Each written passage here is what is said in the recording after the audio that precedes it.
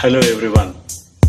Let's discuss today about steam boilers, the functionality, instrumentation involved, and the different controls for effective functioning of steam boilers. As we all know, steam boilers play a very important role in acting as a utility in every process industry, supplying the much required steam, which is a heating medium for all different unit operations that are functioning in any process industry. You name any process industry, you will not find any such industry without having a steam boiler and a steam header running all around breadth and length of the process industry. So to start with, let's understand the basic cycle of the steam, how it goes. So we just have a steam boiler here, and then we have a steam going through the steam header. We normally call the network of pipes that is connecting the steam, we call it as a steam header. So when this steam goes to the steam header through a main stop valve and main steam line, and then here steam header, we are different heating units are connected. Different pipes, everything is insulated. Different pipes are connected from this header, which one such application is shown here, which is a heating unit, which is nothing but a heat exchanger. We have the steam going in through the shell side and some other thing coming in through the pipe side. So the steam coming back through the steam trap to remove the moisture, and then we are coming back to the condenser receiver tank. And once it condensed here in condenser, we remove all the basic latent heat is removed. The strength of the steam is you have the sensible heat and latent heat available. So sensible heat is retained and the entire latent heat is removed here. And then the condensate, which is containing only the sensible heat up to the 100 degrees centigrade. And beyond 100 degrees centigrade, every steam is let out here.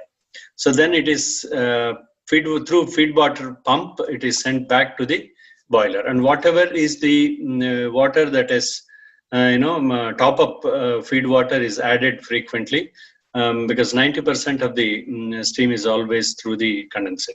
So this is the basic cycle of steam, what happens in any steam cycle. So like this, you will have number of such heating units leading from this header throughout the process plant. And ultimately, you will be using this steam for heating one medium or the other. So if you just see the steam system here, since some process can contaminate the steam, it is not always desirable to feed the condensate back into the boiler. In such system, we do not return the condensate, so we normally call it as an open system. Then if we return it back, we call it as a closed system. If we return 100% condensate back, we normally call it as a high efficiency boiler because we are not losing the steam that is there in the condensate. Okay, then if you understand the basic terminology, we have fire tube boilers and water tube boilers. Fire or hot gases are directed through the inside of the tubes within the boiler shell, which are surrounded by water. And water tube means water is there in the tube and fire is there on the shell side. So these two are the most common boilers that are there in industry. Then what is the need of boiler controls? If you see, if we need to increase the uptime and availability of steam every time and reduce the flue gas emissions, maintain boiler safety and control the operating costs. That's the reason why we go for effective instrumentation and controls for boilers. So if you understand the basic working of a boiler, it's like this. It's like a steam drum, and we have the tubes running around. And because of the density difference, we have the steam going up and cold water always coming down. This continuous circulation always takes up, thereby heating the steam, hot water onto the effective steam. And we call it hot water as long as it has the sensible heat. When it is heated up to 100 degrees centigrade. Beyond 100 degrees centigrade, whatever we add, we are adding the latent heat. For water, it is around 540 kilocalories per kg, and it is around 80 kilocalories per kg is the sensible heat. So total 620 kilocalories of kg total enthalpy is there in the steam, and that's exactly why the steam is always a very, very heat containing medium. So when this we are heating the water, it is always an isothermal process. Beyond 100 degrees centigrade, whatever we heat, temperature is not rising, but the heat is always adding up. That's the strength of the steam. And this steam outlet is connected to the steam header, which we have just seen, and that is running entire network of the process industry. Then there is another thing, air and fuel coming into the furnace side of it, which is nothing but a combustion chamber producing the heat, imparting heat to the tubes, and the hot air, hot gases, after heating the air inside the water tubes, escape through the flue gas chamber. We normally call it as chimney. This is exactly the functioning of a boiler. So this is a simple vertical boiler, which we normally find it in small industry, less than 5 tons of steam boiler kg per hour. And this is a basic thing. You will see this entire thing is a combustion chamber where we are firing some solid fuel, and these hot gases are heating the water inside the tubes and then escaping through the chimney. And the water is there surrounding this.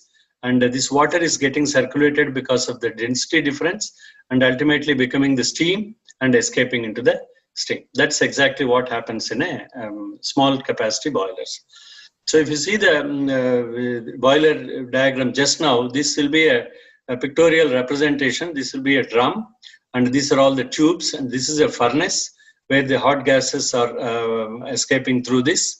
And we normally the water that is inside the tubes get heated up, becoming the steam, and the steam escapes through this line. This is a superheater line, because if we want to superheater header, because there is a reheating, the water is coming back to the this line, and again steam is coming back to this line, again going back, thereby getting superheated up, further adding the heat, further adding the enthalpy of 620 or 640 kilocalories of kg total heat that is there in the entire system.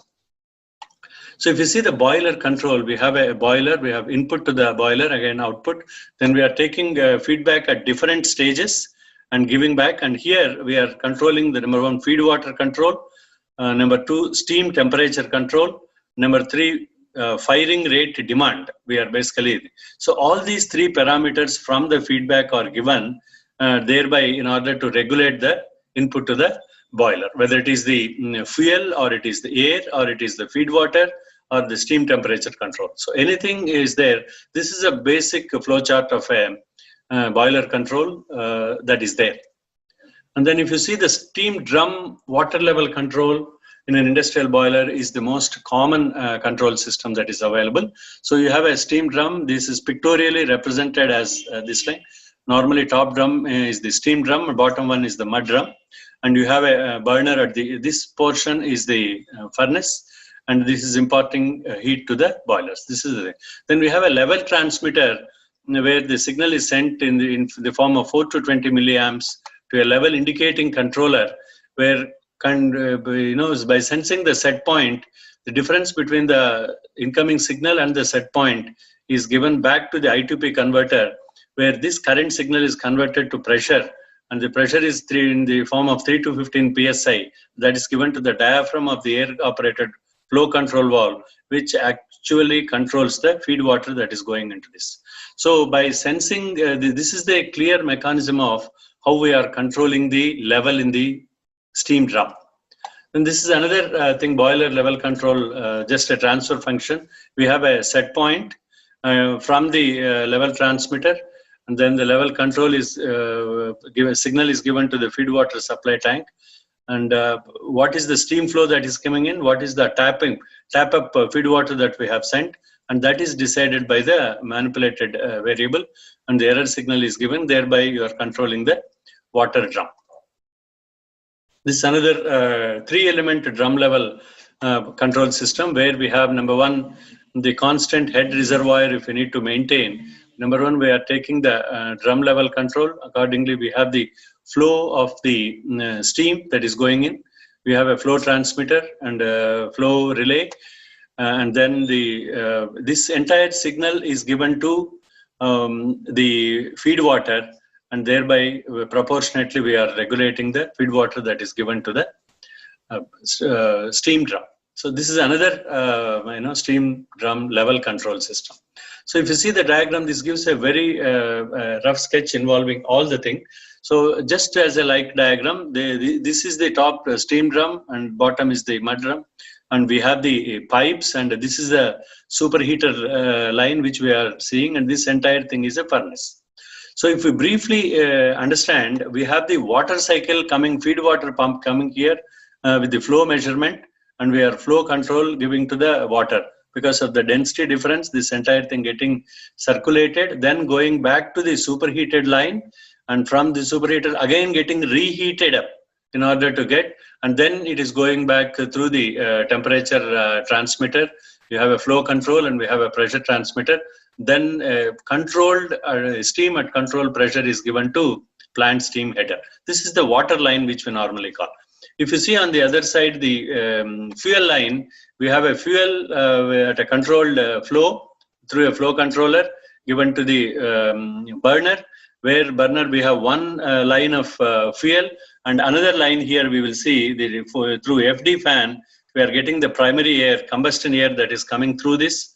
And here it's a burner which is nothing but mixing the both fuel and oil, air in terms of air to fuel, maintaining the air to fuel combustion, stoichiometric combustion air to fuel ratio there in order to maintain the proper burning thing. So the heat gases, once they are generated, then they are going through getting circulated all around the thing and then getting escaped through the chimney.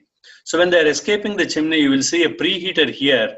These hot gases are heating the incoming combustion air, thereby in order to bring it back to around 90 degrees centigrade, so that the air just enters the burner. It is not cool. It is almost warm and hot, so that the oxygen within the air immediately catches the fire within the burners. So here you have a controlled induced draft fan. In order to maintain, we have a Bose FD draft fan at the beginning and ID fan at the end, in order to maintain the flow of gases within this, so that we maintain a slightly positive pressure inside the furnace, which is sensed by the pressure transducers. So this is exactly what happens. And if we see the more in situ control operation in industrial boilers, this will give more of a diagram representation. You will see here feed water coming through different controllers. This is feed water. Then we have the main steam pressure going, steam is going to the steam header. So this is the water line going through this. And then here it is the water air blower that is coming in here, and we have a fuel oil coming in here. So you will see here fuel flow control is monitoring by the fuel oil. Fuel flow control is there, air flow controller. So for both of these, we are getting a feedback from the, you will see it here, exhaust gas oxygen concentration. Okay, so at the exhaust, this is the incoming of the air and outgoing of the exhaust gases to the chimney. Here we are measuring the oxygen concentration, temperature, and then it is given to concentration control. This feedback you will see from top, it is going back to the air control. And from this onwards, you are sensing the steam, steam flow, steam pressure, and steam temperature, and all these things. Accordingly, you are controlling the fuel oil. So air to fuel ratio is precisely controlled by sensing the exhaust gas oxygen concentration and temperature, and the outgoing steam pressure and temperature. So that's how we normally, the total instrumentation and control involved in steam boilers. So that's how about that's what is basically the functioning instrumentation and control involved in the steam boilers. Thank you very much.